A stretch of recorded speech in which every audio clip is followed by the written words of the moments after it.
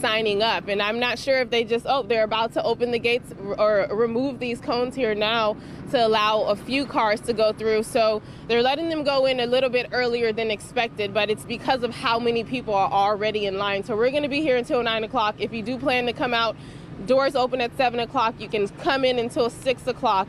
6 p.m. this afternoon, and be sure to bring an ID with you if you do plan to sign up here. Back to you guys. All right. Thank you. With you. And I've been talking to a lot of people here.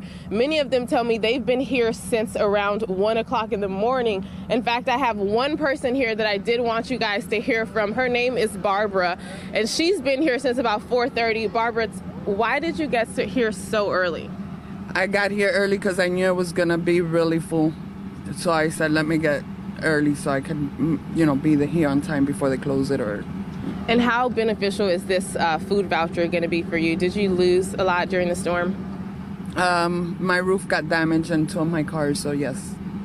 And, this is going to be a big help. Yeah. So thank you so much, Barbara. And you can see from hearing from people like Barbara, this type of assistance is needed right now. And again, the lines will open up at 7 o'clock and they'll be here until 6 this afternoon. Back to you guys. Deborah, thank you. From the Food for Florida program, with how long you might have to wait. And it looks like it's going to be quite some time, Deborah.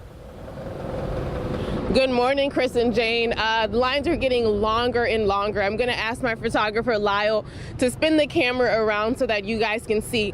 I mean, there are hundreds of people in line already, and it's actually backing up to Daniel's. Now, this Food for Florida program has been going on for a few days. Today's the last day of the program, but there's someone I've been talking to. He's way back there. We're probably going to have to get him during our next hit.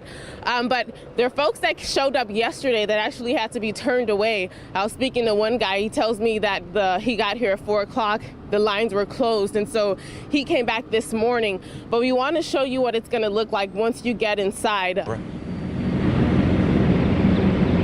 Good morning, Chris and Jane. Doors opened up just a few minutes ago at 7 o'clock, but you can see because of how long the lines are, people are still making their way in just to park their cars. Now, as I said, doors opened up at 7 o'clock here, and DCF is expecting thousands of people to show up here so that they can get you in and out as quickly as possible. But you can see that it's definitely still a long line here, and these people are just waiting to get into another line once they get closer to where the tents are. So if you do plan to head out, remember, bring an ID and pre-register if you can. We're live this morning in Fort Myers. Deborah Souverain, Fox. You'll only see on Fox 4 Morning News. Good morning, Deborah.